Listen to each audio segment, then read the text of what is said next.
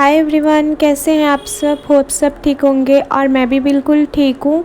तो आज का व्लॉग मॉर्निंग से स्टार्ट हो रहा था। तो यहाँ पर मैं अपनी बेटी को स्कूल छोड़ के आ चुकी थी। उसके बाद से आज मुझे करनी थी पूरे घर की डस्टिंग। जहाँ तक मेरा टाइम मिल पा रहा था मैं कोशिश कर रही थी कि मैं डस्टिंग कर दूँ, क्योंकि चारों तरफ धूल मिट्टी हो रखी थी। तो यहाँ नाश्ता वगैरह सब हो चुका था और अभी मुझे लंच बनाना था। तो उससे पहले मैंने झाड़ू वगैरह लगा लिया और थोड़ी थोड़ी डस्टिंग कर ली। और डस्टिंग करने के बाद मैंने पोछा वगैरह भी लगा दिया था। और आज बहुत सारे बर्तन भी हो रखे थे अभी किचन में, तो इतना ढेर लगा है बर्तनों का। तो फिर अभी मुझे वो भी क्लीन करना था और टाइम भी बहुत कम था, क्योंकि उसको स्कूल से लाने जाना था। 1 बजे छुट्टी हो जाती है, तो 11 बजे मैं छोड़ के आती हूँ और 1 बजे छुट्टी हो जाती है। इतना कम टाइम मिलता है और स्कूल भी मतलब थोड़ा दूर है, 15-20 मिनट लगता ही है। तो इसीलिए मेरा बहुत ज़्यादा टाइम उधर ही निकल जा रहा था। तो फिर मैंने जल्दी जल्दी ये वाला काम भी करना स्टार्ट कर दिया। और आज इतना लेट हो गया था कि वो घर पे मतलब मैंने उसको लाने के बाद स्कूल से ही लंच बनाया था। आज बहुत ज़्यादा लेट हो गया था, क्योंकि 3 दिन के कपड़े पड़े हुए थे और मैंने बिल्कुल भी नहीं धोए थे। इतनी ज़्यादा बारिश हो रही थी और अगर मैं धो भी दे रही थी तो इतना मतलब सुखाने में इतनी ज़्यादा दिक्कत हो रही थी। तो इसलिए फिर मैं बहुत कम कम कपड़े धो रही थी। और उधर बीच में बारिश भी ज़्यादा हो रही थी और मेरी बेटी की तबीयत भी थोड़ी सी ख़राब थी, तो मैं उसी की केयर करने में लगी हुई थी। तो इसलिए मैंने ज़्यादा कपड़े वगैरह नहीं धोए थे, मूड भी नहीं कर रहा था। पर आज मुझे वो भी करना था, क्योंकि कपड़े फिर ज़्यादा हो जाने से खुद ही मतलब बुरा लगता है। मैं तो ऐसा थी कि मैं एक दिन भी कपड़े धोने मिस नहीं करती थी, लेकिन अभी ऐसा मूड हो रहा था कि मन ही नहीं कर रहा था कि मैं कुछ भी करूं। तो इसलिए मैंने स्किप कर दिया था 2 दिन। पर आज तो वो काम करना बहुत ज़रूरी था, नहीं तो फिर मतलब डेली वेयर के कपड़ों में ज़रूरत के कपड़े जो होते हैं वो फिर गंदे रह जाते हैं, तो फिर अच्छा नहीं लगता। तो और ऐसे भी बाथरूम में बहुत सारे कपड़े पड़े रहने से देख के बहुत बुरा लगता है। तो फिर मैंने वो भी काम करना था।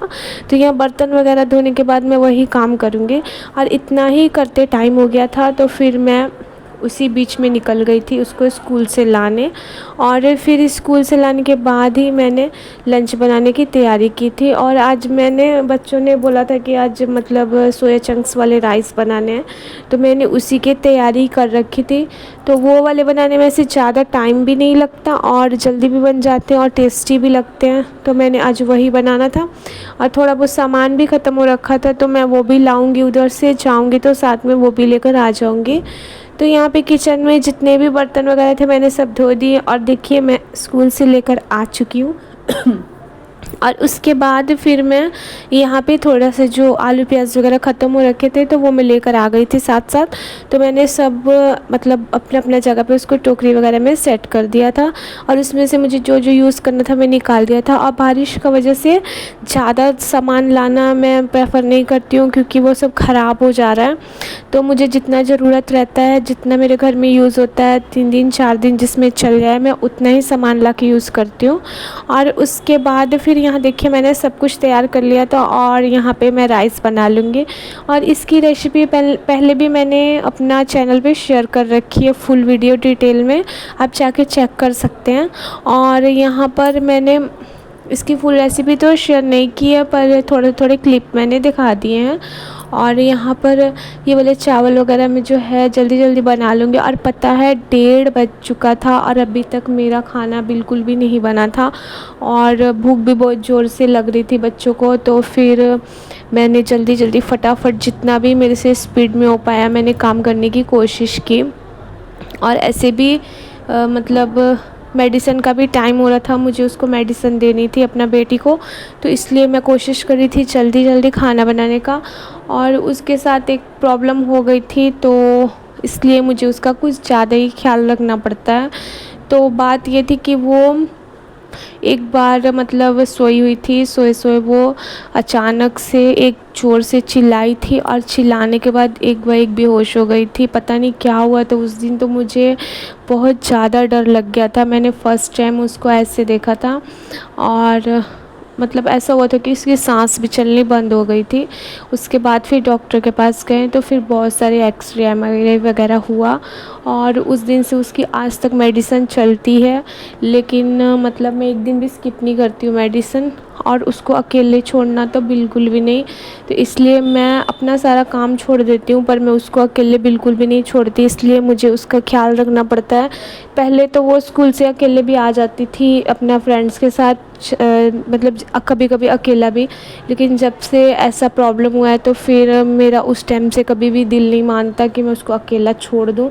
तो इसलिए मैं जितना भी प्रॉब्लम में रहूँ, चाहे मैं खुद भी बीमार क्यों ना रहूँ, लेकिन मैं उसके साथ ही रहती हूँ। उसको स्कूल छोड़ना भी, लाना भी, या ट्यूशन वगैरह जो भी होता है सब कुछ मैं उसके साथ करती हूँ। और मैं उसको घर में भी 1 मिनट अकेला नहीं छोड़ती हूँ, मैं जहाँ भी जाती हूँ उसको अपने साथ रखती हूँ। तो मतलब ऐसा होता है कि लाइफ में अगर आपके साथ एक बार कुछ ऐसा प्रॉब्लम हो जाता है, आप बहुत ज़्यादा डर जाते हो। तो मेरे साथ आज भी वही हुआ है, मुझे उस दिन की याद आती है तो मैं बहुत ज़्यादा घबरा जाती हूँ। तो यहाँ तक कि वॉशरूम में भी जाती है तो मैं उसके मतलब बार बार बात करके पूछते रहती हूँ कि वो ठीक है ठीक है, ऐसा मेरा होता है। तो बस आप लोग दुआ करना कि उसका जो भी प्रॉब्लम है वो ठीक हो जाए, और अच्छे से रहे, कि उसका भी लाइफ बेटर हो सके। क्योंकि अभी वो इतना ज़्यादा मेडिसिन लेना पड़ता है उसको, कि उसको बहुत ज़्यादा उसकी वजह से प्रॉब्लम भी होता है, और नहीं लेने से भी प्रॉब्लम है, समझ में नहीं आता मतलब क्या करें। और ऐसा कोई प्रॉब्लम मतलब बड़ा निकला नहीं है, लेकिन थोड़ा बहुत है। तो डॉक्टर ने बोला है कि उसका मेडिसिन मतलब कंटिन्यू रहेगा। तो बस उसके लिए आप लोग दुआ करना, और बाकी मैं तो पूरी कोशिश करती हूँ कि जितना भी मेरे से बन पड़ता है मैं उसके लिए पूरा उसका ख्याल रखूँ, उसका पूरा केयर करूँ। और बस यहाँ पर देखिए फटाफट मैंने इधर राइस भी चढ़ा ही दिए थे बनने के लिए, जितना भी मैंने मतलब मसाले वगैरह सब डालकर चावल भी डाल दिए थे। तो यहाँ पर अब मैं मतलब 3 से 4 सीटी आने तक इसको पकाऊंगी, ज़्यादा नहीं पकाना है, ज़्यादा पकाने से फिर खिचड़ी टाइप हो जाएगा। तो मतलब इसको इतना ही पकाना है कि चावल खिले खिले रहें। तो यहाँ पर देखिए कितने अच्छे चावल खिले खिले बन चुके हैं, और ये इतने टेस्टी बने थे कि क्या ही बोलूँ। हाँ, बच्चों ने तो बहुत ज़्यादा पसंद से खाएँ। तो बस आप लोगों को बताना आप लोगों को मेरी रेसिपी कैसी लगी, और आप लोगों को मेरा आज का व्लॉग कैसा लगा।